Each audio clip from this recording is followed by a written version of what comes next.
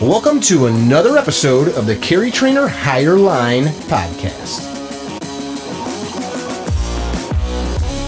Welcome to another episode of the CarryTrainer Higher Line Podcast. I got my buddy Adam Pini, formerly of Knights Armament, formerly with Raven Concealment, formerly with LWRC, and other places as well, which I'm sure we'll chat a little bit. Welcome.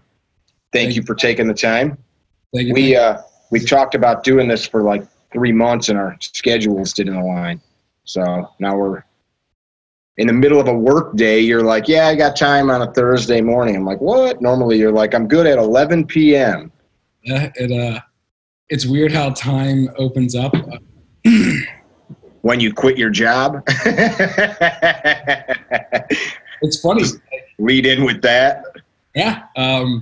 I've been more busy this last month of not having a job than anything, because like you realize all like the little details that you let go in your normal day.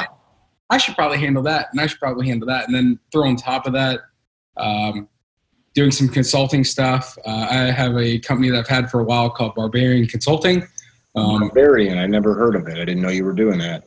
Yeah, it's just something I do to help small companies in the firearms industry with sales programs, ideas, stuff like that. It's nothing crazy. It's just it's something I do when somebody's like, hey, I need this because I've done this for 10 years and I have a little bit of like know-how. Some people will, they'll approach me and I need a place to park the money for taxes and stuff like that. So my dad one day was like, you should have an LLC. And I was like, why? He's like, it doesn't hurt to have it. And I'm like, oh, okay. Sure. So you did it. Yeah. But like, so I've got that stuff, and then wedding planning on top of that. It's life got really, really crazy. Your wedding planning, not that you in general are a wedding planner, because that's what it sounded like. And I can totally see you just like, hey guys, what's up? So I can totally see you doing that. No, my fiance is amazing. She's handling it. She's treating me like a pit bull. Like, she makes the rules. I just have to go enforce the rules. So like every once in a while she'll let me off the chain to bite somebody. So yeah, she's yeah. You just got engaged like a week or two ago, right? Yeah, like 2 weeks ago. I'm very like, I know what I want, and she's very much the same way. And I knew 30 minutes into our first date, I was like, this is it. Like, I'm done for. Like, this is the woman I want to spend my life with. And yeah. How long were you guys dating? A couple months. Okay, not that long. Yeah, no, and it's funny. Like, I think, and this is going to go off in like some weird tangent, but I think social media has really killed a lot of romance. I also think society now has killed a lot of romance. You see all these people that live together for years and years and years, then they get married, then it falls apart. Yeah. But if you look at go talk to anybody who's been married for a long time. Like an old timer's been married for like 40, 50 years. Generally, they knew each other for a few months and they were married within the first year.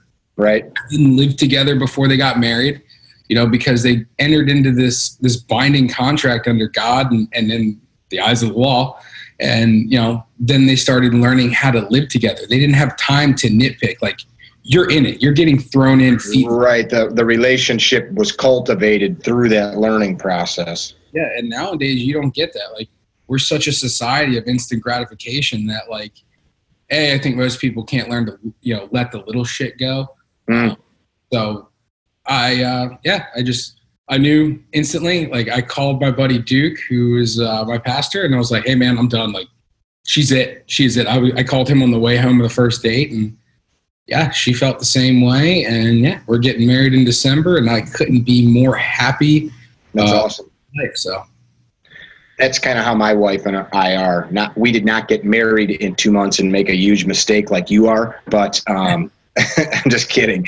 But we were together for like a few weeks and decided that we never were going to be apart. And that was 15 years ago this year, I think. So yeah, you're right though about that. That seems to be like the common thread. Like, I'm with this person, they piss me off. There's this new person that treats me nice. I'm going to go be with them now.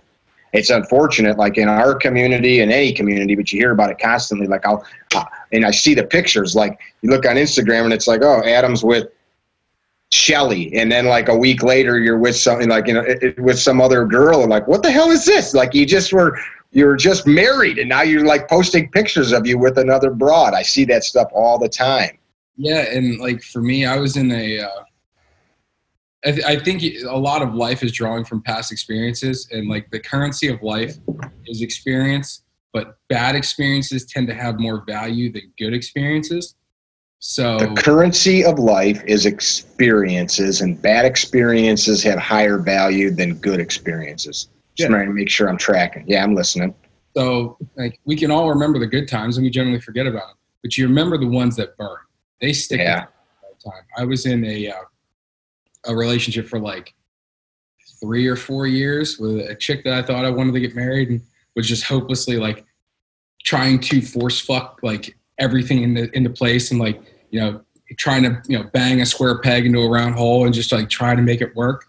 And like, it became a job, and it was like, I was like, I'm out of it. I'm done. Like, I moved down here to Florida. She decided to stay up there.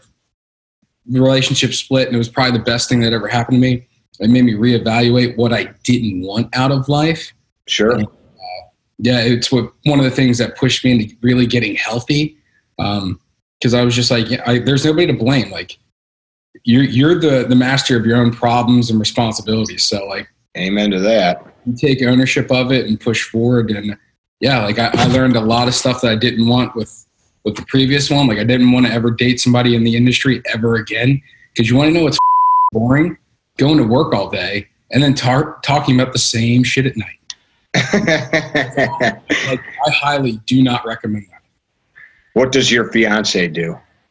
So she has like the hardest job I could ever imagine for a human. She is an investigator for Child Protective Services. Oh, brutal, man. I've got a buddy that's a detective for child sex crimes, and the stuff he tells me, like, man, I don't know how you go to sleep at night and not just murder people all night long in your sleep. Oh, yeah. Like, there'll be like times, usually about once a week, I'll just look at it. You could tell, she's just a degree or two off center. It's like, we'll talk about it, and she'll unload, and I just sit there and listen, because talking doesn't do you any good. You get somebody's got issues, just let them verbal diarrhea it out, digest it, and be like, that sucks. But inside, you're like, I would commit wholesale mass murder on every one of these. Because it's disgusting, I'm sure. He's the one that shows up to the house with LE and removes the kids from the family. Like, ouch. It's a hard job, and out of her respect, I keep her out of my like public social media, because A, my relationships are nobody else's business, and B, I don't need to air who she is to the world. And it's not like I have a huge following, but out of 12,000 people, if one of those scumbags is there, I don't ever want to endanger my real life by what the internet thinks my life is. Sure. That's one of those jobs that somebody's got to do, and unfortunately nobody, for the most part, thinks about those kinds of things, like the person that has to go home and dwell on that stuff and think about it. That's brutal. Good on her. If you want more of a reason to carry a gun, like, there is real evil in this world, and it walks among us, and you don't even know. Like, guys that just look normal, and like they're committing atrocities that just like, if there was no laws and it was the Wild Wild West, it's like, take that dude out back and don't yell at him. There's a terrible story in my county. A man that was a captain in the infantry, sergeant at our sheriff's office, he was in charge of like internet sex crimes. That was his deal. He was a really techie guy, so he could get into guys' hard drives and stuff and extract photos and emails and all that. He's in prison right now for the rest of his life. It came out that he was sodomizing his son for years, but it gets way worse. He was filming it, and here's this guy whose job is to stop people from doing this. His hard drive, the FBI said, was one of the biggest hubs of child porn, like in the whole region, where he filtered this stuff through and could keep it away from the feds because he was this techie guy. Yeah, isn't that brutal? Dude, it's that's why, like, the old this kid would want like a new Nintendo, and he'd make him blow him. Yeah.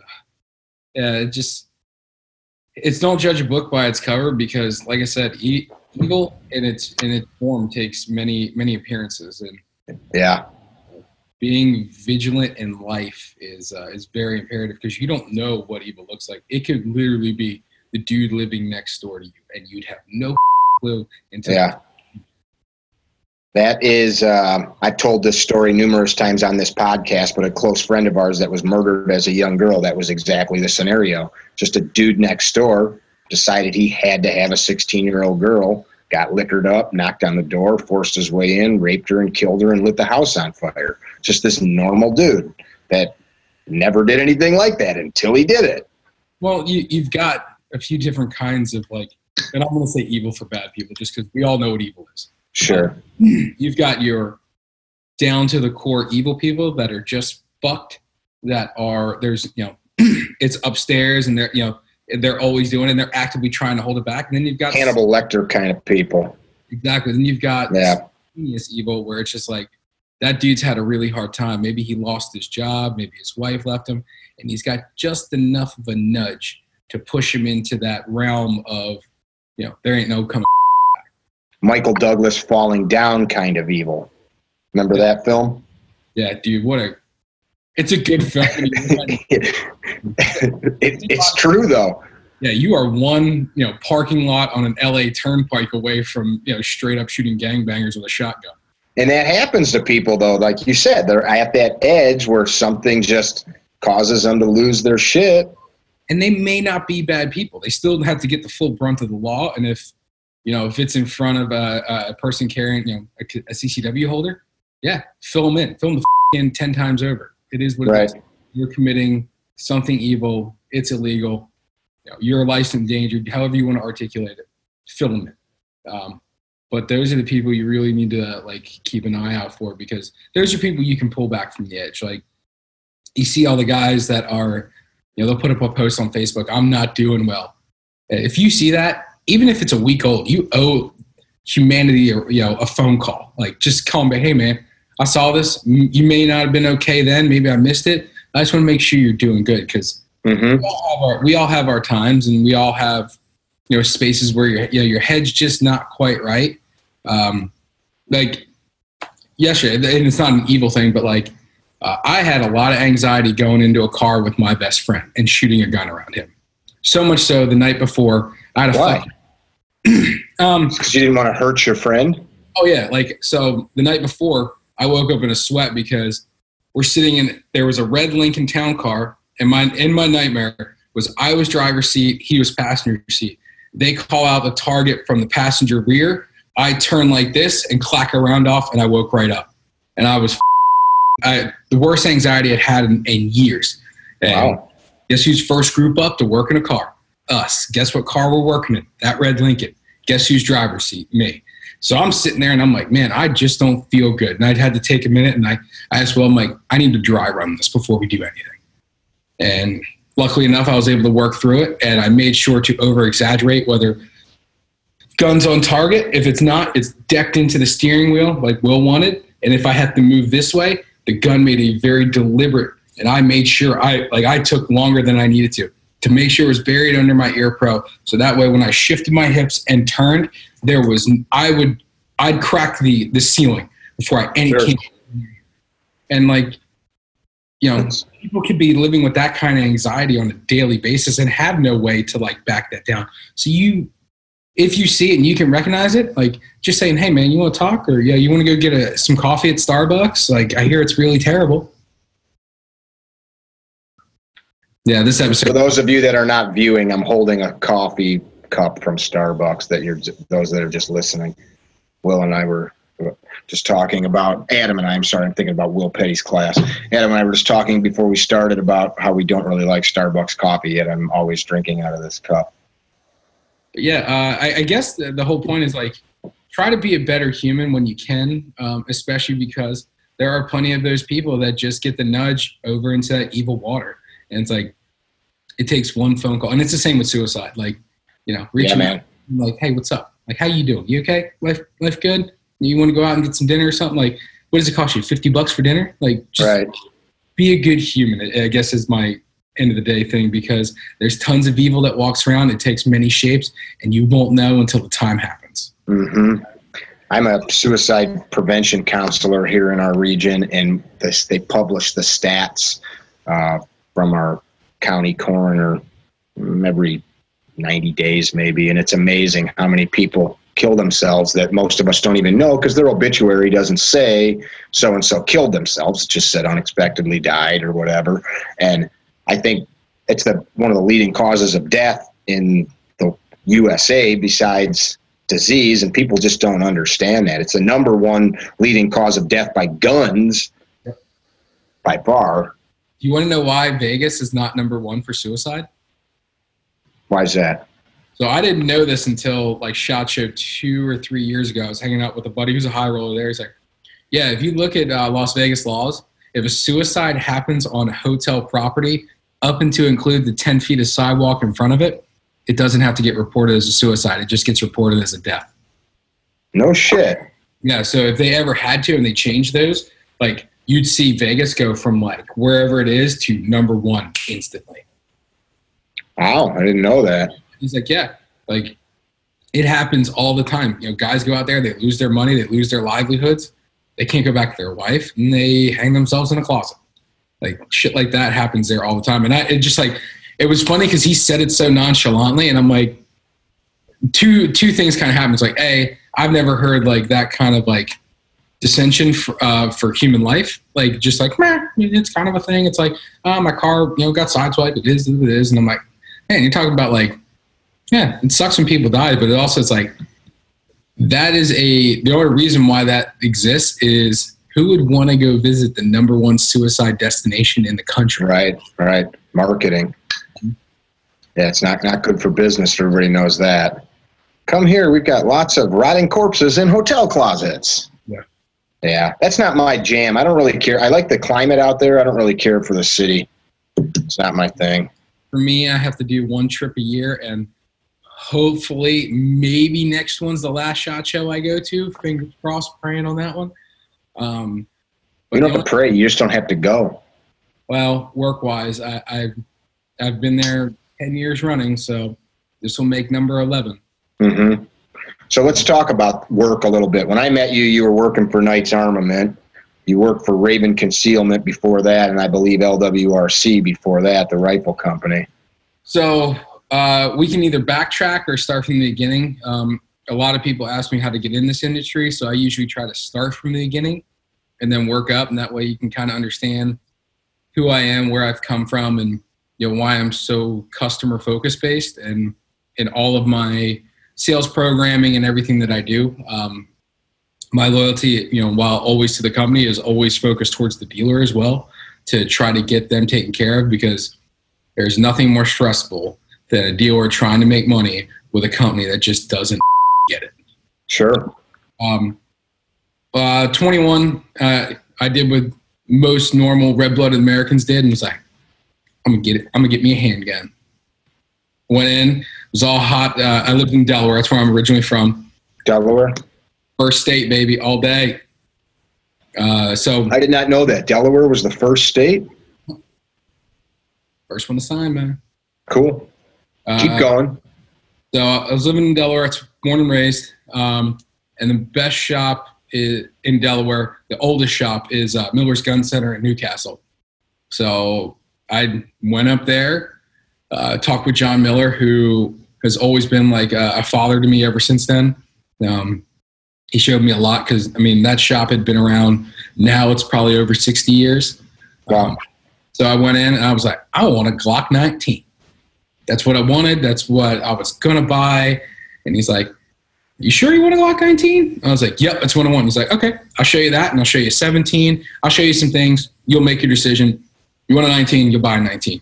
It was the first time I had ever went someplace, had it in my mind that I just want to buy, and then he showed me the options, and he was like, you're going to buy something regardless. I can see it in your face. He's like, let's just figure out what the best thing for you was.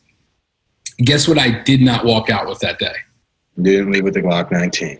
I left with a Glock 17. Okay. I just ended up liking the gun better. It felt better. That's you making beeping noises? I'm not hearing that in my head. That's not me having like a No. Some kind of like talk with God. Nope. No, I apologize. Turn my eye message off. So I got a Glock 19 or a Glock 17, loved it. And I was shooting a good bit, and I was like, you know what? I could shoot for cheaper if I worked at a gun shop. So I went back up there, and I was always a gun shop punk. Like when I turned 18, you know, do you remember when George Bush did the I'll give you $1,000? Yeah. So I went and bought a Stag AR-15. I was like, my government's giving me $1,000. I'm going to go buy me America's rifle.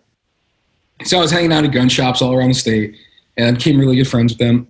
Bought my handgun, and then I continued to hang out. And I was like, hey, you guys need any help? And they're like, yeah, we do. We need help stocking shelves and cleaning toilets. I'm your man. I learned from my father a long time ago, don't be too proud to take any job that, you know, gets you in the door. Sure. So I cleaned toilets, stock shelves, and I would help sell from time to time.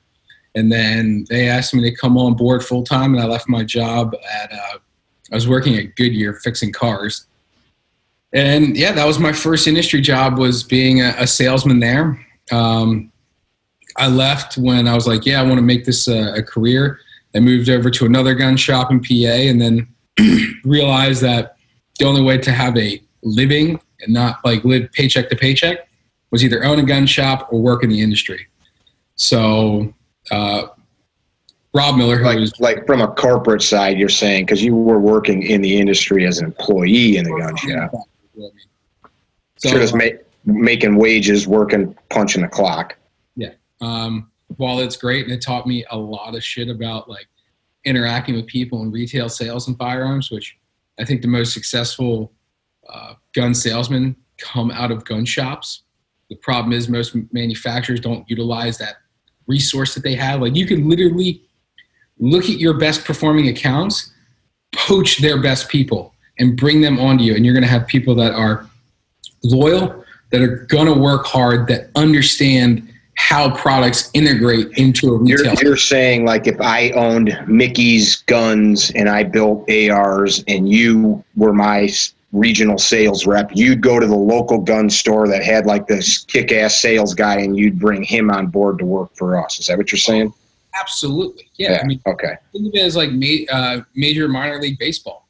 You know, you go and you play a couple years in the minors, you get recruited up. Like how to sell, you know, whatever this widget is, whether it's a rifle, an optic, a laser suppressor, whatever it is, and articulate to that customer. You understand that at the base ground level. And now you're building that foundation. God, I turned this off. Sorry.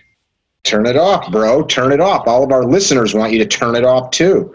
Basically, guys, just so you know, that's Adam's Grindr account letting him know that he's got a hookup this afternoon after our podcast is done. That's exactly it. My fiance is going to love to hear that one. I'm assuming she knows about your Grindr account. I have 0 dating apps on my phone anymore. I deleted that shit the first 30 minutes after I met her. Good. So yeah, having that right there is a resource that most companies don't use, because they look for dudes that have college educations and, you know, have degrees and shit that doesn't. Sure, they want to make sure the guy knows how to read spreadsheets and TPS reports and all that nonsense. People, you know what? You can't teach people how to be a salesman. Yeah, how to communicate. You're right. Yeah. And I think most manufacturers do a really bad job of that. So that's neither here nor there. So 2 gun shops, left there. Sorry, I'm a little under the weather. Went to LWRC, did that for 3 or 4 years as I've got one sitting right there on the wall. They're great guns, man. I remember the IC program, the IARs, a lot of these guns. They are rad rifles. I still have a half-inch M6A2 in the other room. Heavy. Just lift weights. I do. I know, that's what I'm saying. No, I'm just saying they're heavy though. They're built well. They're not like some flimsy bunch of lightweight garbage parts. Out of all the piston guns, they're still the only one I would ever push somebody to. I mean, mine is the direct impingement one. I don't have the yeah. So, once we get past the whole work thing, I'll tell you a fun story about the DI guns. Okay. So how long did you work for LWRC? Like 3 or 4 years. Okay. Left there, went to American. So you were doing like dealer sales. You'd take your guns and get your guns onto the shelves in gun stores. Yep, dealers would, I'd actively call them, sell them rifles, sell to our distributors, basically all the B2B stuff. Okay, distributors are like companies like Davidson's and like companies like that. Davidson's, RSR, AccuSport, Amchar, all those big guys. Yeah. If a dealer can't afford to go direct, like Joe's gun shop down the street, they're not a big shop. They can't afford certain amounts of buy-in. They can become accounts at these distributors and have access to their buying power. Sure. And then those guys act like warehouses. So if Mickey's AR Emporium that makes these rifles sells to AccuSport houses them, they're now the selling arm into all the small shops that don't have the little mom and pops in anywhere town USA. Yep. Makes sense. So, for anybody that cares about sales jargon, that's two-step distribution is what it's called instead of direct sales.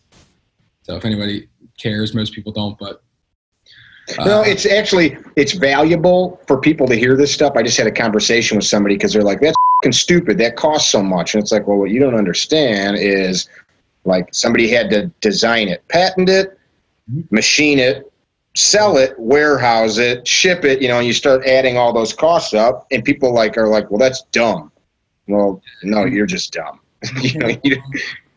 Go ahead. Depending on internal margins for a company, you have to look at a thing called COGS. COGS stands for cost of goods sold. This is like very basic, fundamental, like manufacturing shit. Like, this is stuff I didn't go to school for. I learned in real world.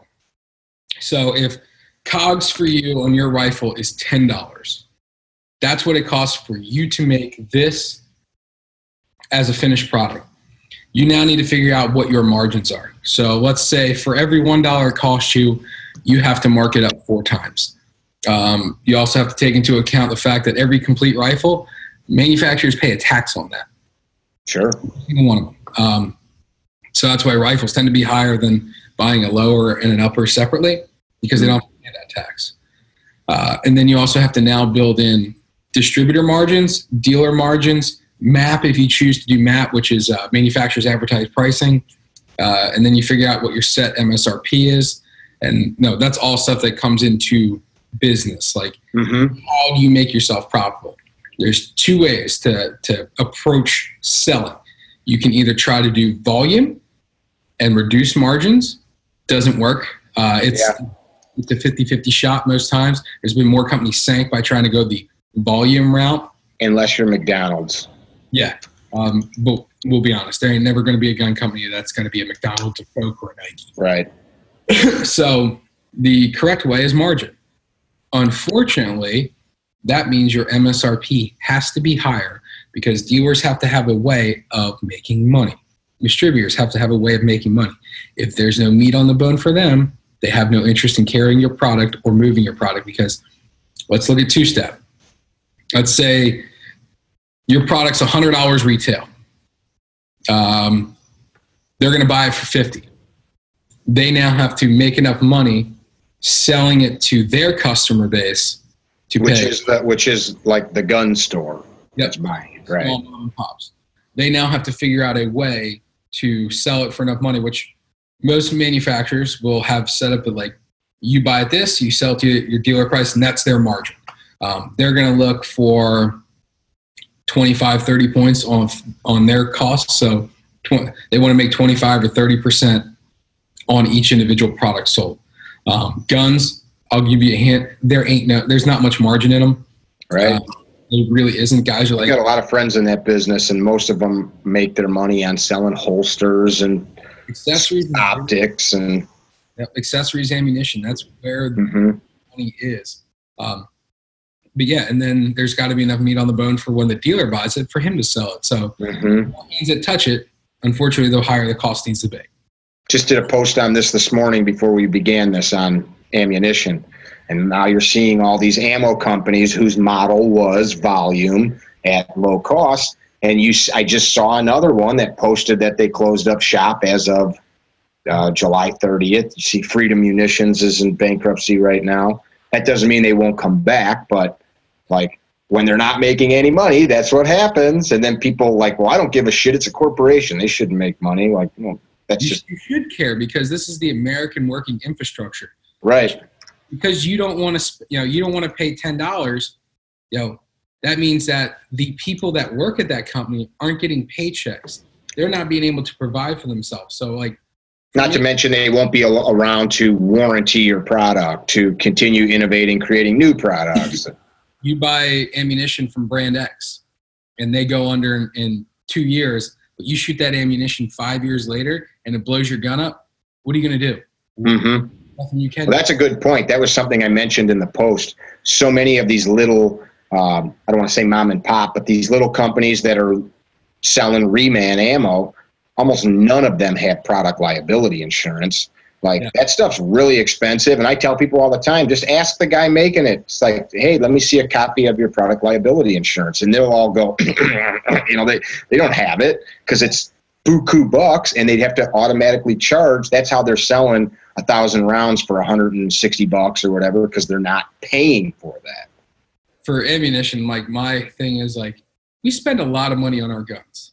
Like, I grabbed two just in case we talk to rifles. Like right here next to me, I've got a full 14.5-inch Hodge gun, which just the rifle itself is probably $2,500. Then I have a full 10.5-inch CQBR, which is probably another $2,000. Like just in rifles next to me is probably about $5 or $6 when you put optics and lasers on it.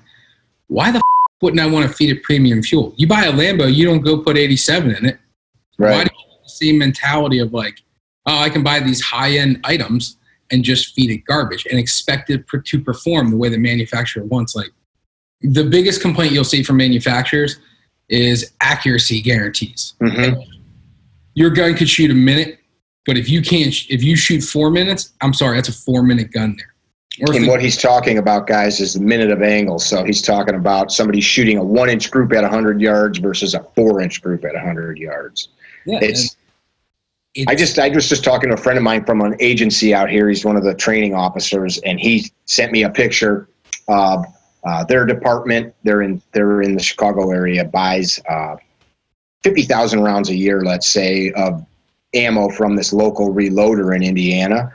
And so he's got this picture of a B8 silhouette target, and this guy can shoot. And he's I think he was at 20 yards, 25 yards. Anyway, the group's about 15 inches out of his duty weapon. And I'm laughing. I sent him a message like, well, you just suck, haha. He sends me another picture with his duty ammo, which in that case was Spear Gold Dot 9mm. And he's at 25 yards. He's all in the black of that target. The guy knows how to shoot, but just that difference of quality control, good projectiles, all that stuff versus the stuff that some guy's loading on a hobby machine and has no quality control has that much difference. Yeah, I mean, like if you're serious about carrying a handgun or a firearm in a defensive capacity, like there's always alternates to whatever your duty ammo is. So like Gold Dot. If you carry 47 Gold Dot, you shoot 147 Lawman because that is the factory training alternative to Gold Dot. It's not, you can't justify shooting 1,000 rounds of Gold Dot at a class. You can do it on Lawman. And it's the same with like Federal HST. And I carry 147 HST every day, and all of my training ammunition is 147 American Eagle. The exact same speeds, the exact same pressure curves. Like I know what I'm going to get out of the gun. And it's good. That is the difference between training with the desired outcome in mind and just around and plinking with your gun. And yeah, I mean, like if I'm just going to go to like just make noise, sure, shove some, whatever you can find. Like the nice thing about being in America, you can go to Walmart and buy 124 grain NATO Winchester, which runs really good. Wills class. I totally forgot it was this week. I was underprepared. Saturday morning, I took my happy butt down the street to Walmart and bought 500 rounds of 124 grain Winchester white box. You know what? I didn't have any issues because I know that ammunition's good. It's basically just siphoned off of mill lines and it will shoot. But I could have went with Tula, or I could have went with the aluminum Federal, but I did, you know. And saved all of $20 or $30. Yeah, but I think of the headaches that would have increased had I had an issue. Oh yeah, I wouldn't have done it for anything, for sure. Let's go back. So you're at LWRC, you get out of there and you go over to Raven Concealment. No, I went from there to American Defense Manufacturing. Oh, okay. I didn't know you worked for them. Yeah, they brought me in right at the ground floor of the UIC program. Did you work there when Taylor worked there? I don't know. So. No, I buddy of mine is an engineer. He's no longer with them, but they're not far from me. Yeah, no, they're up in Waukesha, Wisconsin. Yeah, they're 35 miles, 40 miles from me. Bill Orrin, John Gross, like those dudes are rad. They're friends to this day, and I've been very lucky that every company I've left, I've still remained friends with everybody there, and I think that's important as well whenever you do job switches, especially in sales. But yeah, they brought me up to try to bring this from a paper concept idea. I'm not an engineer, so that was all in them. Mine was more make it a sellable product. And get it out to start doing dealers. So I started doing a lot of product demos, a lot of live fire stuff, YouTubing stuff with other content creators like yourself. And I was there for about 9 months and got a better offer. Moved down from the cold of Wisconsin because I'm not, like, even though I'm from the Northeast, man, I can't handle the cold. I'm just not built for it. It's not your thing, huh? Nah. So I moved from there to North Carolina and did a year with War Sport. Oh, cool. Got kind of burnt out on rifles after doing that for a long time, and had the opportunity to go up. Are they still around? No, War Sport is not. No. I left there in December of whatever year that was. The owner had made some decisions and cost him his stake in the company. And they came and removed him and moved a bunch of people. And they looked at my salary and like, man, you make a lot of money. I was like, yeah, but I make the company a lot of money. And they were like, well, we got to reduce it. And I was like, so yeah. So left there, went up to work with the Raven guys. And that's really where I was always a really solid rifle shooter. Rifle is like riding a bike. You know, you can forget a little bit, but generally getting back on it's really simple. Handgun fundamentals, you want to talk about the definition of a perishable skill. Like, if you are not actively pushing yourself weekly with a handgun, you are acting yourself bad. So, I spent a lot of time in North Carolina, just going back and forth between there and Ohio. And really, and it's funny because my buddy Nick, who was down here for that class, working with him, like, I think that year with working at War Sport and then working at Raven, it was like 6 months apiece.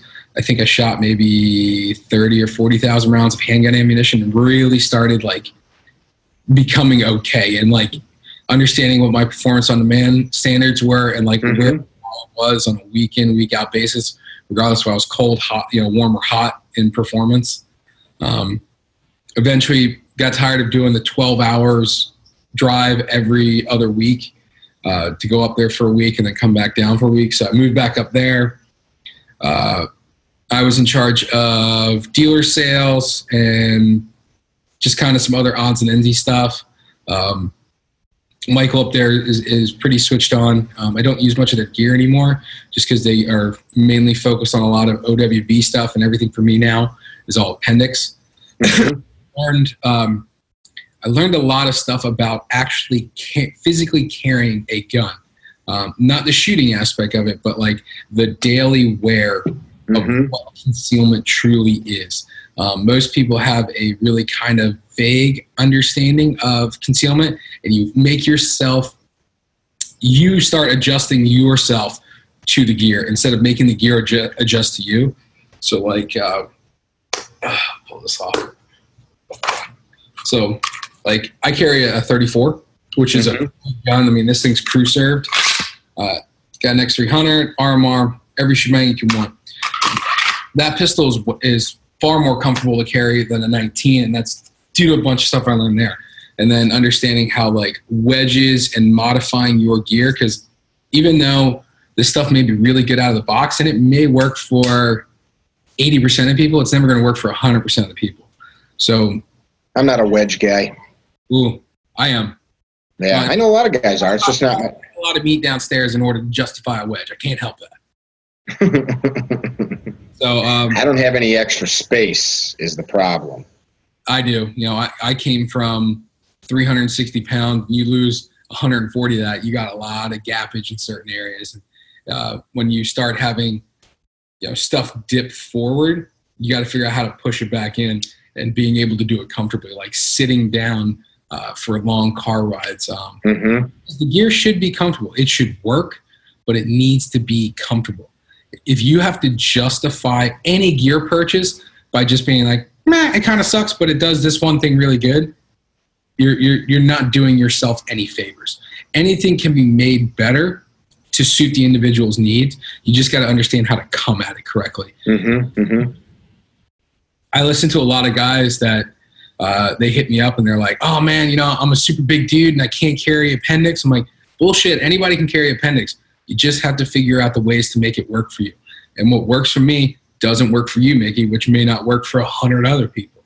So part of that is while what Clint Smith said it years ago, a sidearm is meant to be comforting, not comfortable.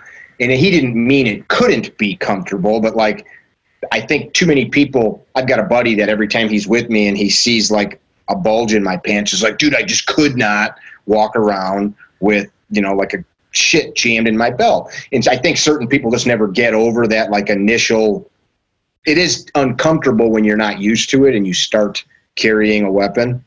Yeah. So I think you have to get past that initial, like, oh, I've got a gun on me, but like, I've done it for 10 years. Like, and I'm sure you're a lot longer than me. And like, eventually it's just like putting a watch on. Like, yeah. I feel out of balance if I don't have a handgun on me. And yeah, the first 2 months of going from strong side, you know, either outside or inside to going appendix, it was a huge learning curve, but I was very lucky to draw from my past experiences and have a lot of really good people that have done appendix for a long time, being able just to ask them questions and, you know, then around and making, you know, a bunch of purchasing choices and figuring out what doesn't work and what does. Like, my rifles are all pretty squared away. Like, if you grabbed any rifle out of my safe, the things that are constant is they are the same stock, they're the same trigger, they're the same grip. Makes sense. Just simple upper receivers. I like that consistency across the board. And it's the same thing with holsters now. Like, whose holster's that? This is a Dark Star Gear Rigel. Like, I've got to modify this one and cut the sweat guard off. I'm just not a sweat guard guy, but he sent me, I bought that, and then I got his new Koala mag pouch, which is pretty cool. I need to get a hold of them. Yeah, Tom's good dude. So it's actually ride height adjustable for the magazine. I like that. So like, I have a 17 round with a 20 or the +5, so I can bury it super deep, or I can raise it up depending on how I want. You can also run it vertical or pitch it out. But yeah, really like these. The one thing that I will tell guys, longer guns are way more comfortable to carry because you're decreasing the amount of pressure point you're putting on your pelvis. That's why like I will choose like a 17 or 34 every day. I've got a 19 that I haven't shot in probably a year and a half because it just, I carry that big Beretta. Dude, and it's a great gun. Like, heavier guns are easier to shoot, longer guns are easier to shoot, and anybody who wants to argue with me that 17 rounds, you know, like that's too much. There's no such thing. Like, I'd much rather have a 17 round or a 22 rounder than a 15 round or than a 10 round. Like, it just, one of my most hated videos that gets me more hate mail is a YouTube video I did about 3 or 4 years ago called "Why Low Capacity Guns Suck." And I only chose that phrase just to make people, you know, pay attention. And basically we talk about 3 or 4 real shootings that involve multiple attackers. Then I'm shooting low capacity gun. My training partner Sang was shooting his carry weapon, which was a 19 or a 17. And we solved the puzzle. Multiple targets, multiple hits. And it's like simple math that he was able to solve the equation without reloading. I couldn't, thus adding time that I'm exposed to bad guys. And people look at that and they're just like, what are you saying? All these guns that are only holding 5 rounds suck? No, man. Like, I own them. I got some on the wall. I love them. I carry them, but they're not the ideal tool. Yeah, like I know that when I'm wearing gym shorts and I strap my 43 on, like that's to ditch, to hopefully get me to a car where there's another bigger pistol there. But like I found out, especially over the last 2 days, like watching dudes work around cars like that aren't counting rounds. They're just shooting threats till they're reduced. Guys with, Glock 19s were doing way more reloads than guys with 17s or 17s with extensions. And then they got smart and start shoving 17-round mags in their guns and then 17s with extensions. And at that point, what is that gun providing that this gun can't do in a better platform? If you can't figure out how to carry it, you haven't spent the time to look into the other options. And I'm not saying Glocks are the end-all be-all. It might be an MP 2.0. It might be a Beretta 92. I really like the new Langdon gun. If I had a spare, whatever it costs, I'd buy one. I'd carry it because I think he's getting about $1,500 for those things. Dude, that gun is probably the best Beretta I think has ever been made, and that's having owned a Wilson gun in the past. Yeah, they're good. My Wilsons are tuned up from Wilson. They're not just bolted together. I don't know if you shot mine when we were with each other, but. No, because I was shooting that comped out 19 gun. Yeah. Which you hated, like when we started doing the walk back. And I'm like, oh yeah, this is easy. Pow, ding. Oh yeah, that Roland or something on there. I think we got that to 100, and I'm just like, this is where my dot comes into play, baby. Yeah, man. The dot is a huge. There's Gabe Suarez, I think. 7-8 years ago, I remember an article that he did talking about one day soon you'll see guns coming from the factory, with red dot optics on them, and people are like, heresy, like it'll never happen. And actually, he said people will be carrying appendix like crazy and shooting red dots. And I don't care if people like or don't like Gabe, but he called it, and now it's you can't argue with it. And it's funny, man. Like I remember getting a 19 years ago and bought one of the RMRs with like the tritium on the top and putting it on like the dovetail mount in the back. And I was like, man, I like this. I really do. I hated how the setup was and how high it sat up on the gun. But I saw the initial like, yeah, this is the thing. And then I'm completely upfront. I am an ATEI guy, always have been, always will be. I'm sure there's other people out there that make really cool Glocks. They were the first. They are still the best. How Doug approaches his RMR installs is the correct way to doing it, having an intimate relationship with Trijicon in the past.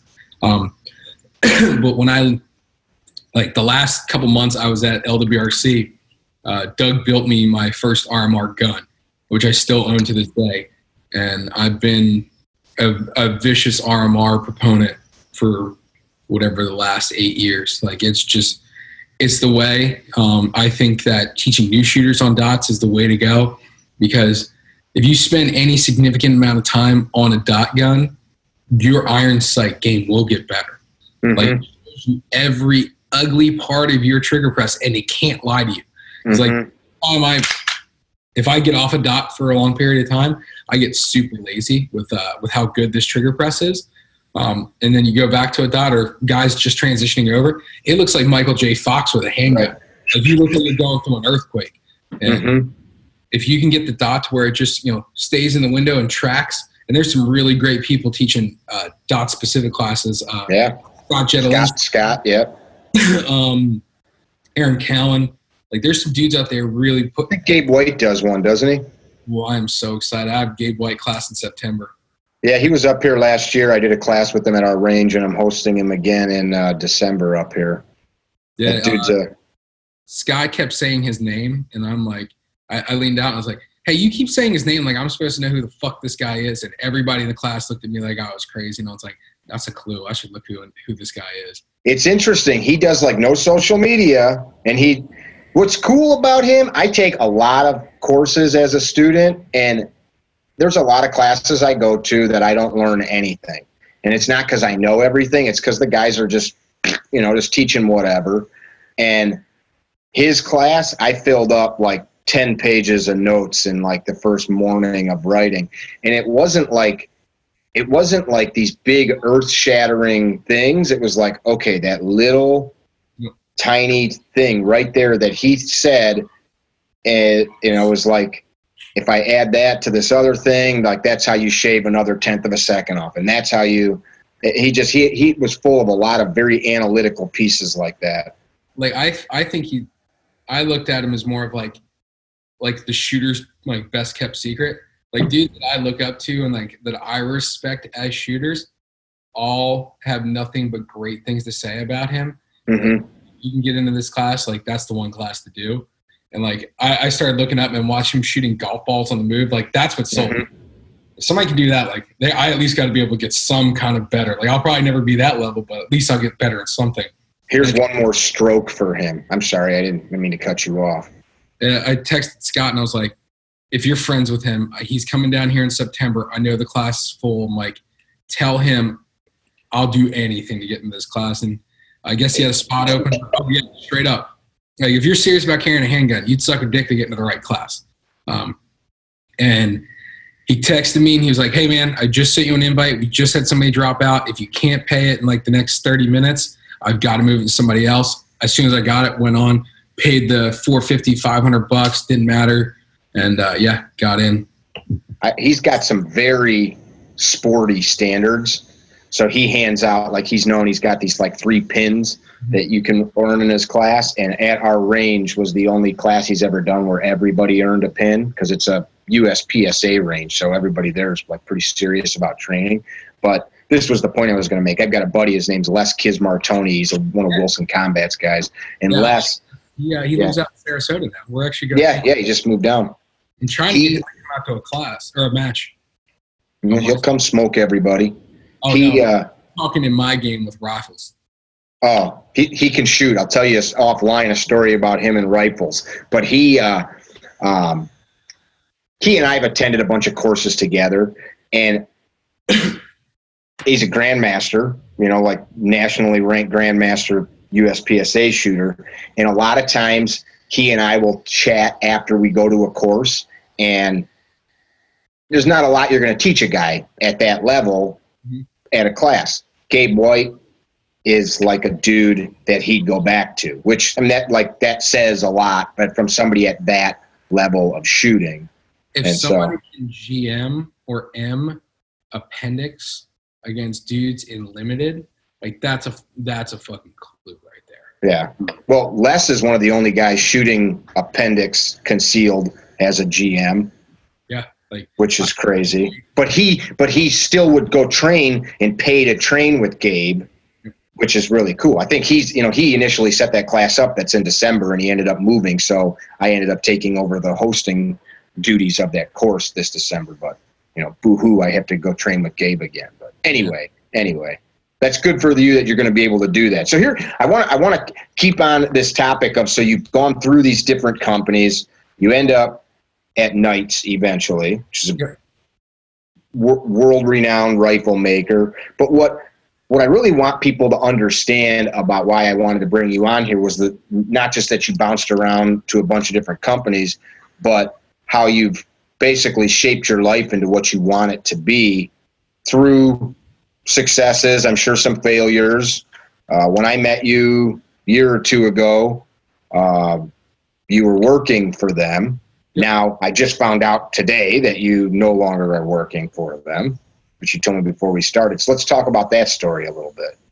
Yeah, I think it kind of starts back as a kid. Like, there was not, like, my parents were very much like, we came from we weren't rich, but we weren't poor. Like, my parents slaved to get by, but they gave me everything I needed.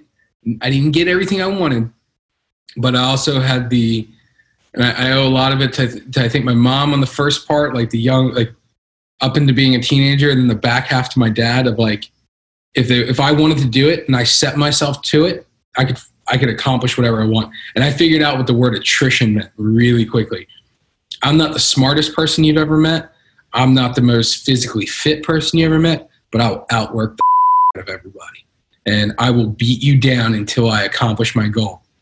And I've just, I wanted to set myself goals and make sure to reach. I'm a multitasker, but like I have big life goals, and I like having little projects. Like the first one was getting my carry permit, like when I became an adult. And then it was like, oh, I want to try out what this NFA thing was. And then I was like, I want to make this a career.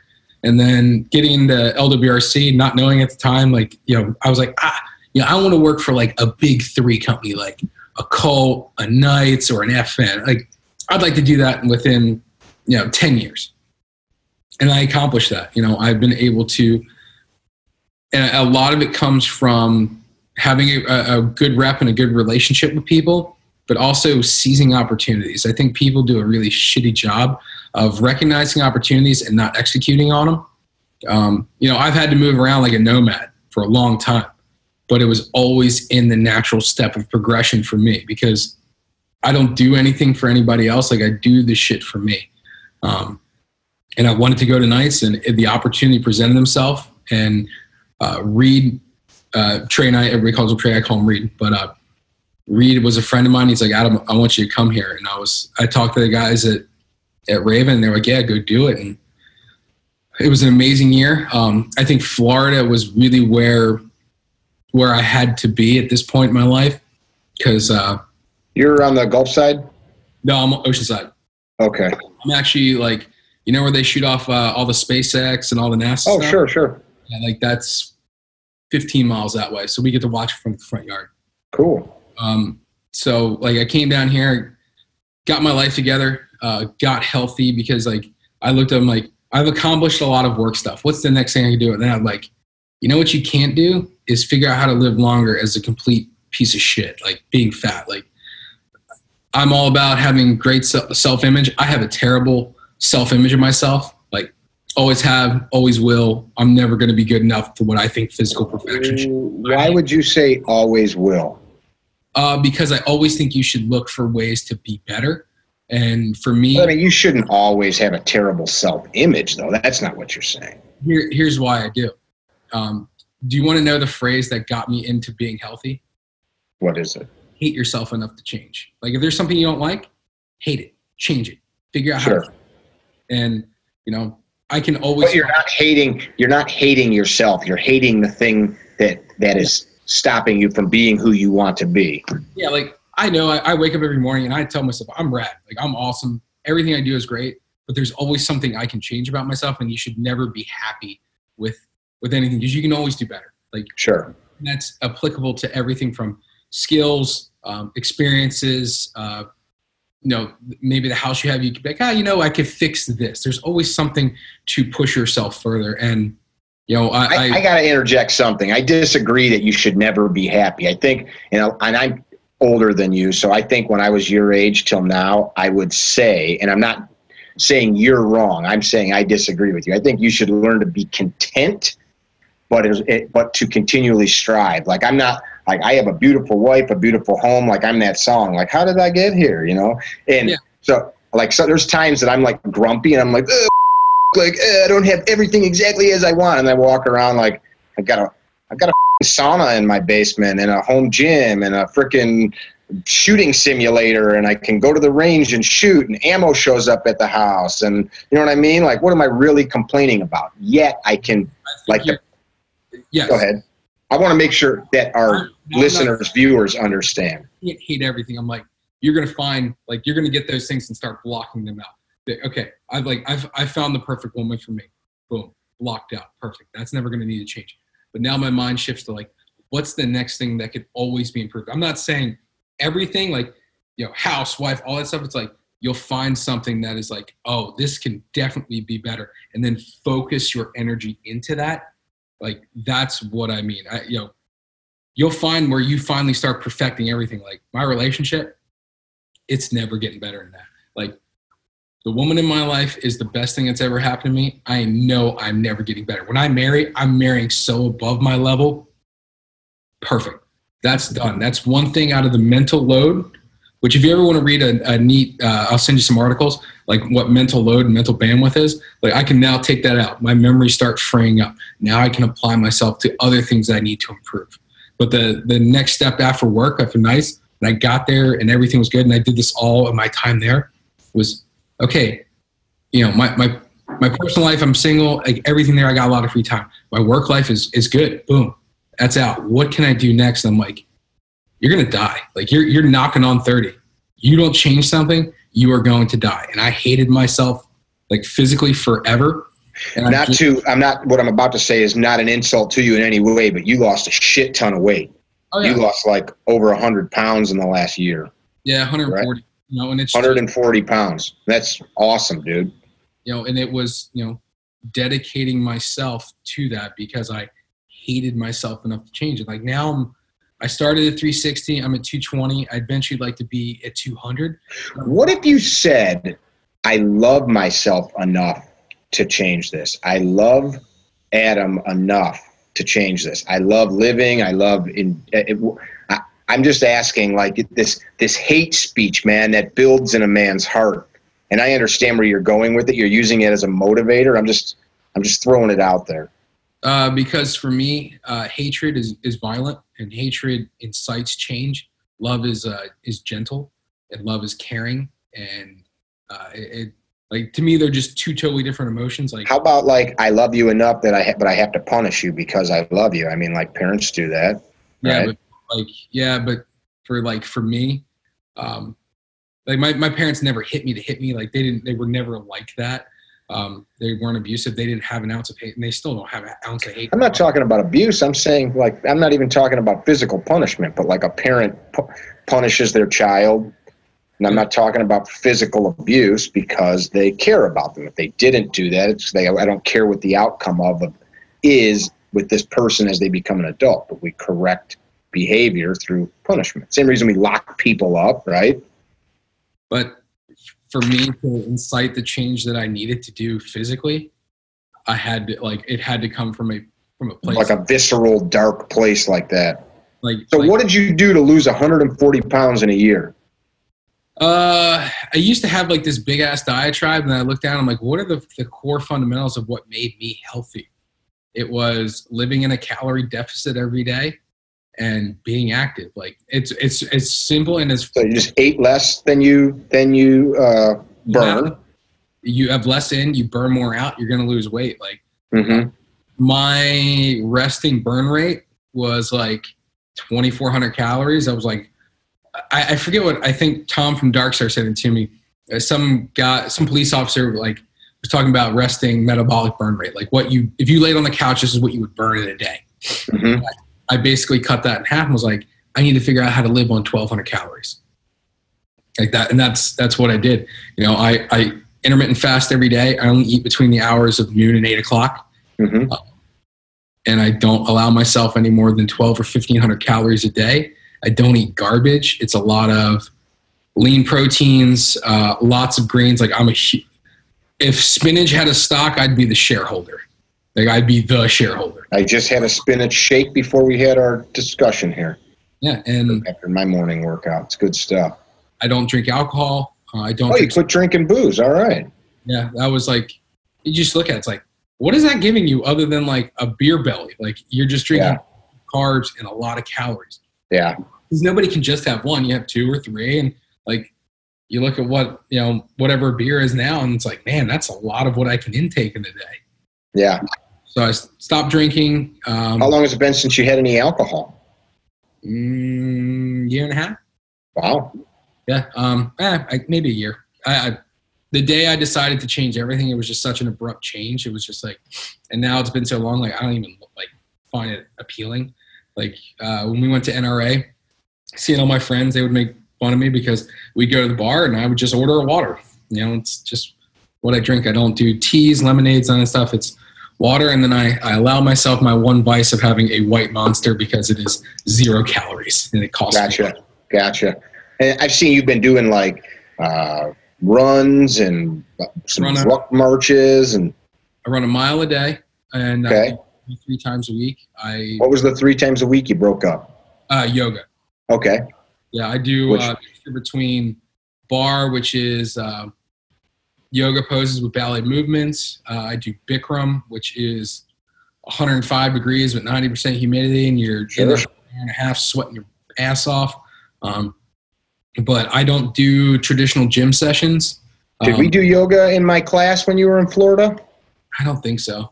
I think it was the day that you didn't come to class. We do a 20-minute yoga session that I put together for shooters in our class, where if I can tell anybody one thing that would make their life better tomorrow, it is doing yoga. Straight. Yeah, man. You can call it combat stretching. You can call it whatever you want. Like, there is no better. Like, I found the benefits of yoga almost instantaneously, like limb and spatial awareness, being able to move around obstacles at matches. Like, you just bouncing on one foot, reaching around an obstacle, breaking a shot, and being like, oh man, I can hold this pose for days. And like yesterday at the class, everybody's complaining about their legs hurting. And I'll send you pictures, like really contorted, weird poses. And a lot of them are like modified warrior poses. And I'm just like, dude, I can eat this up all day. Like my core and legs are good because of yoga. My flexibility, my range of motion, my ability to breathe inside like really hot, humid, better. Like, it's just the one thing. Because there was a heavyset dude. He's like, man, I follow you on. He was at the class. Like, I follow you on Instagram. He's like, what are you doing? I'm like, the 2 things I could tell you is live in a caloric deficit and do yoga. Like, you may not lose the weight I have. It took, when I apply myself to something, you don't half-ass anything, you whole-ass everything. So I just applied my life to it, and I made adjustments of, the first 2 months of living at 1,200 calories sucked. It was not fun. Like, it will not be fun. Nobody will enjoy it. You will be hungry all the time. Way to motivate. I'm not going to sugarcoat it. Like, you want to. You're right, though. Well, that's the trade-off, though. Like, you and I just lost 15 pounds in the last couple of months, and I look at it like, well, I enjoyed myself packing that on, so now I'm going to not enjoy. Like, I do get enjoyment by working out and stuff, but you're right, a couple extra beers now and again, it just starts adding up. Yeah, and just like, it's okay to be hungry. It's okay to be physically hungry. It's okay to be mentally hungry and continue to reach for stuff that you didn't think you would. And I guess kind of the whole full circle on this, the reason I resigned from Knights is they're getting into SHOT Show planning, and I'm ready to apply my, like, I'm at the best condition I've ever had. I am happy with where I am. I want to get better. I still want to lose this last 20 pounds and be able to say for the first time in my adult life that I weighed 200 pounds. But if you look at pictures of me when I was a kid, I was one of 2 things for Halloween. I was either a police officer or I was an army man. And I've always had this want to serve in my heart. And, I'm 31, and now is the time to do it. So I woke up on Thursday, talked to the fiance, and was like, hey, we had been talking about this for a while of like, whenever we have kids, we eventually want to move to be closer to one's family. I'm like, what do you think about if I, resigned and we start, I start planning to go into law enforcement and pushing it. And she's like, and this is one of the many reasons I love her. She just looked at me, she's like, we got this. And I was like, cool. That's cool. Went in on Friday, talked with Reed, and it's like, he understands me. Like, boss-wise, he was probably the one that understood me the most and was just like, dude, yeah, not a problem. He's like, you always have a home here. We'll always be friends. And I got all my stuff and rolled out because I didn't want to. I looked at it this way. If I got into SHOT Show planning, I'm the kind of guy that can't leave projects open, so I have to see it all. Buried there till January. Yeah, and honestly, once you're into January, then it's show season until March, April. Then I'm 32. Then it's going to take another. If let's say I resigned in March of next year, great. I'm 32. It's going to take me another 8 months to actually get through academy and whatever the logistics side of of going into law enforcement. And I'm 33. Mm-hmm. Great. I have to be in a department either in Florida or Indiana. Indiana is where her family's from, before I'm 35. So that way I can get a pension and retire within, an enjoyable amount of time to have the back half of my life. So I was just like, there's no better time than now. Like, yeah, it's going to be stressful. It's going to be kind of shitty. I'll have to find a, stopgap employment, which thankfully I found that. And then my consulting stuff had, helped me for the last month. But yeah, I'm going for chasing my ultimate life dream of service. I realized it would not be a responsible adult decision to go into the military, especially with wanting to start a family. Like getting married in December, and then if I went to boot camp or whatever it's going to be, like I owe her more than just being like, I got to go away for a while and then moving around for deployments or stations, and just like law enforcement's for me. Plus, law enforcement now is a lot different than when I was a kid. They're under attack, and I think people are leaving the profession in droves. And I think you're going to see a void of people that give a shit and care. And I'm not saying that law enforcement doesn't care. I'm just saying that guys are like, man, if I'm getting publicly, tarred and feathered, like I'm going to go someplace else. Like, you're right, though. There's a huge vacuum right now. I've got a lot of friends that run departments, and they can't find people. And the people that are coming and doing applications can't pass physicals, can't pass written examinations, can't pass lie detectors, so they're not hireable. So, like, there's just not good people jumping on board like there used to be because of it's public perception and public the way that they're being treated. You're right. It's a shitty thing. Well, good on you, man. Have you decided if it's going to be Florida or Indiana? Not yet. It's probably going to be Indiana. I'll be honest. I'm probably going to be a much better like small town cop.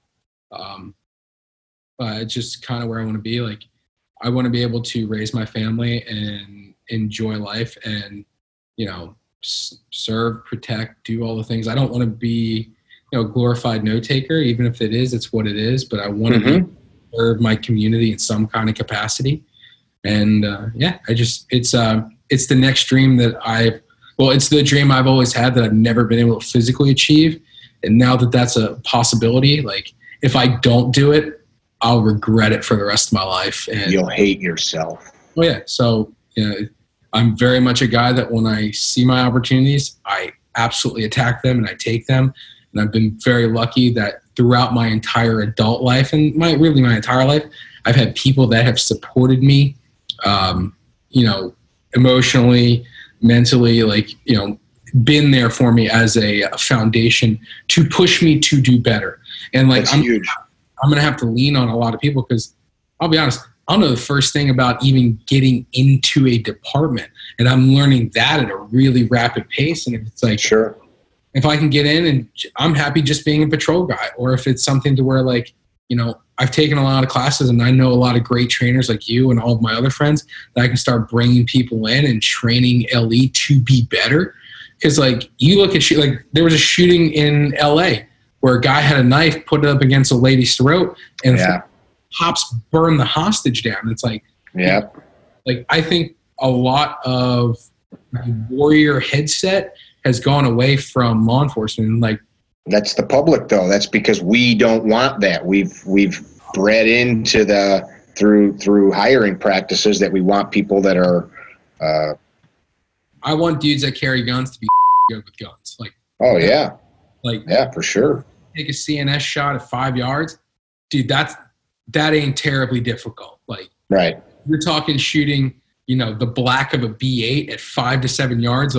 That's some performance on demand shit that anybody who is going to carry a gun, and I'm not talking LE, military or civilian, I'm talking all three. That's some shit that you need to seriously understand. Everybody jokes because all my holsters, I have a sticker that says you're going to die. And I'm like, you carry a gun, there's a high probability that if you ever get in that really jazzy dance of shooting at somebody and they shoot back at you, that you could lose your life. And if you don't understand the gravity of carrying a handgun or carrying a firearm in defensive manner, like right. you just yourself. Yep. That whole training deficit with law enforcement, it's interesting because a lot of people identify it, but most people don't realize that it's like a we the people problem. We don't want to create budgets so that departments can afford to train. Like most departments, I just had a couple guys in class in Ohio last week, a small agency, 50 rounds a year. And that's so normal for so many agencies, and people say, well, that's outrageous. Well, guess what? You guys want these dudes to have full benefits, pensions like you're going after, and everybody's sick of paying more property taxes. Like if everybody wants to pay another $10 in the community so that they can get more ammo and range time, and that's like a real world problem, just like we were talking about at the beginning of the discussion about like the economics of doing business. That's the economics of having people at your beck and call to come save you. Like it costs money. Yeah, and I understand and look at it that way as well. But I wasn't saying you didn't. I'm just saying like that. The second part of that is like, man, if that's your job, like you derf the wrong person, you're going to jail. Like, yeah. I look at it as an insurance standpoint. Like, what's 50 rounds of ammo? $10-15? The problem is it's 50 rounds of ammo times 350,000 law enforcement officers across the country. Cost out of my pocket. Like, yeah. If I know that I shoot the wrong person, I'm going to jail. $10 a week to go shoot 50 rounds at a B8 at whatever distance. Like you can get a decent cold like reps in. Yeah.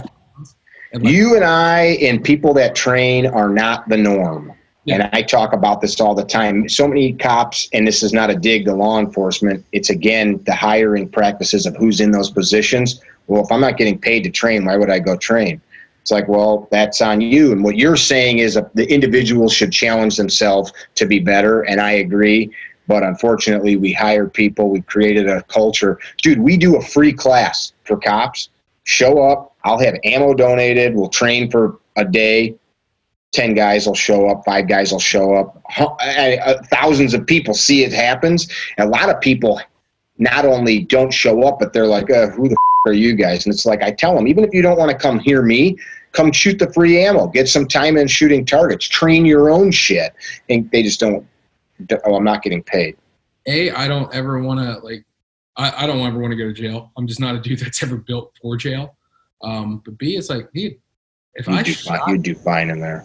Yeah, I know. I got really kind of like good hips, but I couldn't live with myself. You know, if I killed somebody that didn't deserve it, like if I shot an innocent bystander, man, like that's weight that I would have on my heart that I don't know. Oh God, it's to be horrible. That would be totally horrible.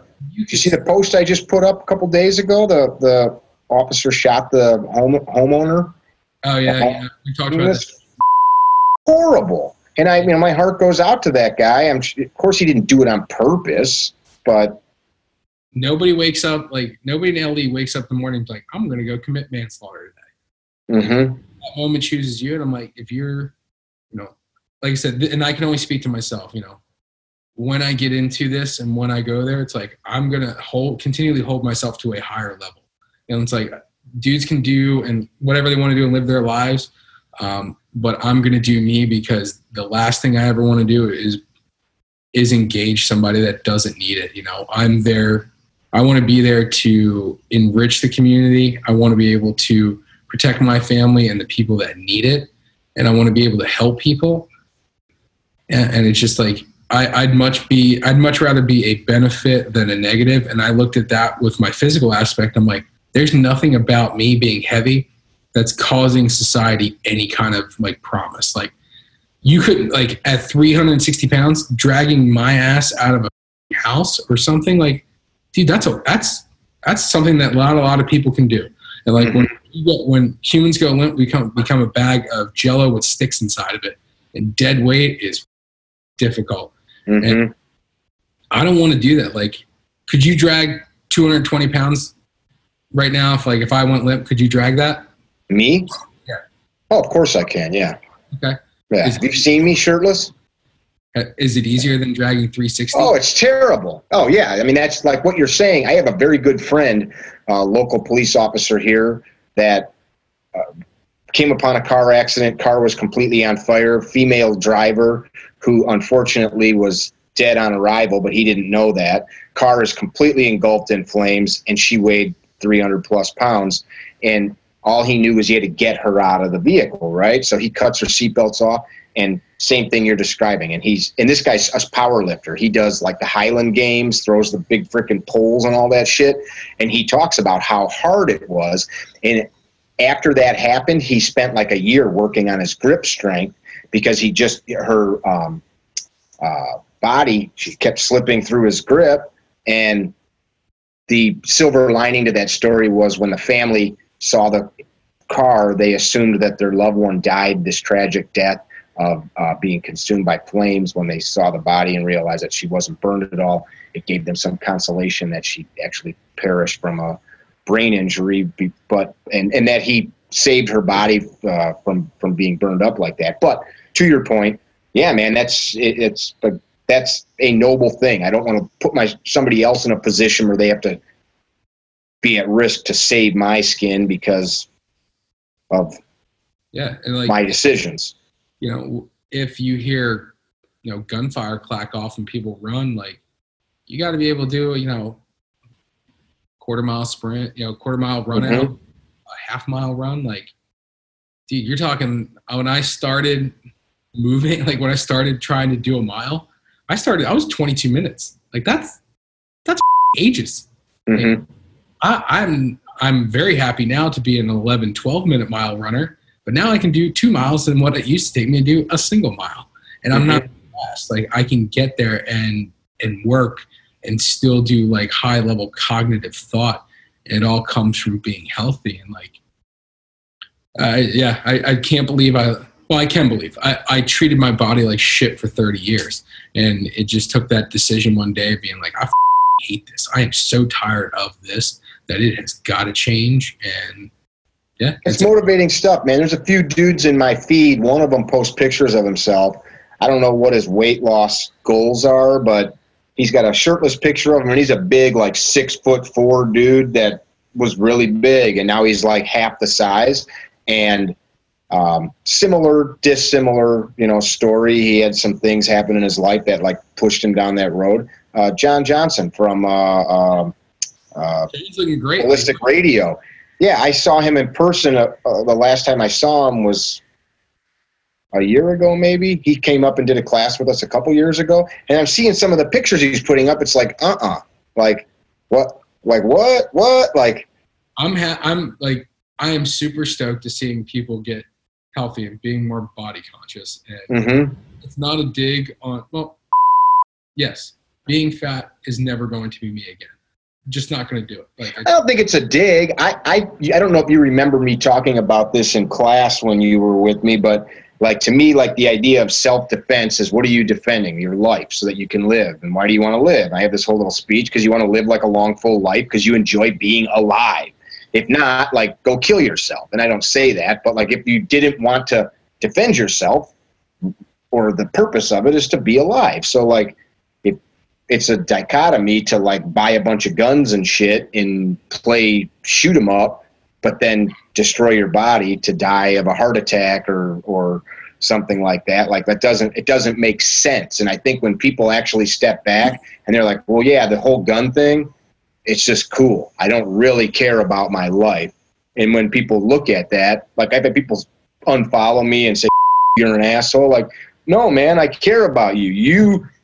And I've smoked cigarettes for years. I've done things that were unhealthy, so I get it. Like, I quit smoking cigarettes because it was like, not only is it stupid, but like, same thing. I want to live a long, full life, meet my grandkids. So like, this thing is not helping me go to that end. So I'll remove that from the equation. You know what's funny that you talking about kind of made ring home? When I was fat, I was very gear centric. I was always looking for the next piece of thing that would give me the edge. Now that I'm like physically better, I don't give a shit about the guns I shoot. Like, I looked at all my stuff. I'm like, oh yeah, I haven't bought a gun in a while. Like, And all my stuff's like really beat up and raggy, but it all works and does what I need it to because like, you know, I'm not looking for an edge there when I know that I can get more gains being better physically.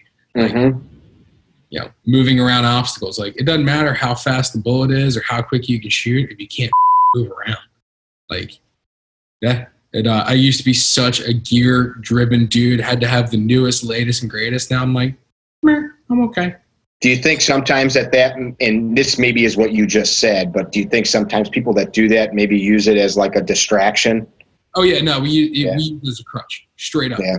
Like, oh, man, like, I need, you know, I got to put a new muzzle device on my gun just so I can get the gun to shoot a little bit flatter. It's like, nah, lift weights and hold the gun a little bit closer to your body and, like, you know, drive the gun a little bit harder target to target. Like, it doesn't matter if you're running, like, an A2 flash hider or, you know, a war comp or whatever you want. It's like, AR shoot really flat, really soft. It's like, they do. If you can hold them and simply drive the gun with efficiency and a little bit of core strength and some arm strength, those guns don't really move, and you can shoot them really balls flat out.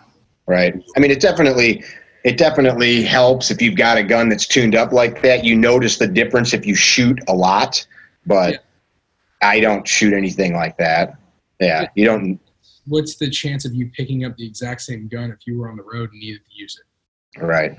The chances of you picking up a 6920 are far higher than picking up, like, my Hodge gun. Like, right. Let's see it before we part ways so that everybody knows what you keep talking about. Let's see that gun. Yeah, I mean, it's just, yeah, it's literally just, that's it. You're moving too quick. So, and like I said, they're all set up the same. Like, all of my guns have the same stocks, pistol grips, and triggers. Everything else is flavors. I like flavors. Dude, I appreciate you spending the time talking. We've been at it for an hour and a half, so that's why I'm going to call it, because otherwise the podcast will get too darn long. I think if people listening to this, you know, we covered a lot of ground, but like my takeaway is always the same whenever I talk to somebody that's achieved something. Identify a goal, create actionable steps, apply action, and then, of course, there's things like adjusting, right? Because you might have found, like, the diet didn't work, or I hate running, so instead I'm going to go swimming, or whatever. Like, you got to adjust, but the goal is still there in your foresight. Final thoughts on that? Yeah, I kind of live my life by two things now. It's to live free and to stay as radical as I can. Like, I'm going to do what I want and be happy, because our time on this earth is finite. You know, one day the lights go off, they don't go back on. So enjoy every day you got it. You know, be physically better every day. Be emotionally and mentally better every day. Surround yourself with people that see how rad you are and will continue to incite and inspire you to be better in something. And it could be anything from shooting. It could be from physical health. It could be to education. It could just be like, hey, man, teach your dog a little bit better, you know, give him a little more treats. Like, find the things that make you be a better human, because there's plenty of shitty humans on this earth. So yeah, if I can end that with one thing, it's just live free, stay radical, and be happy as you can be. I'm writing that down. Live free and stay radical. Dude, I picked up surfing and skating while I was down here. Like, I used to skateboard as a kid, and then I was like, man, I want to see how my balance is, because I stopped skating because I couldn't balance myself anymore. And yeah, like, I just enjoy, like, the small little things in life. Like, seriously, when I get out of here, I'll probably hop on my skateboard and just, you know, take my dog for a walk, because he's been passed out on the couch the entire time.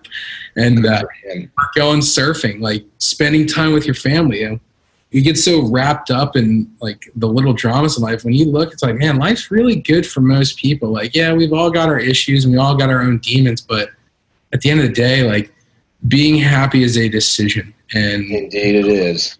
You owe it to yourself every day to know how awesome you are and how rad life is. What's your Instagram account? You can find me. It's my name. It's Adam_Pini. I'm making sure everybody else knows. Adam_Pini. Adam Pini. Yeah. Adam, I appreciate you taking the time, man. If any of you guys listening are in Indiana or Florida and you are in management of a law enforcement agency and need a new guy, you can find Adam at Adam_Pini, and he'll come fill out an application and go through the process. He's got a big grin on his face if you're listening and not hearing. If you have not signed up for our YouTube channel to subscribe, if you're watching this here, please hit the subscribe and like button so we can continue to make money off of Google to be able to afford to post this stuff and share this stuff with your friends. And we appreciate you listening to another episode here of the Higher Line Podcast. Everybody be well. And as Adam said, live free and stay radical. Visit our website, CarryTrainer.com, for information about classes held throughout the U.S., CarryTrainer apparel, and upcoming projects. You can also email us at training@CarryTrainer.com for information about setting up your own private course or speaking engagement. Training@CarryTrainer.com or CarryTrainer.com.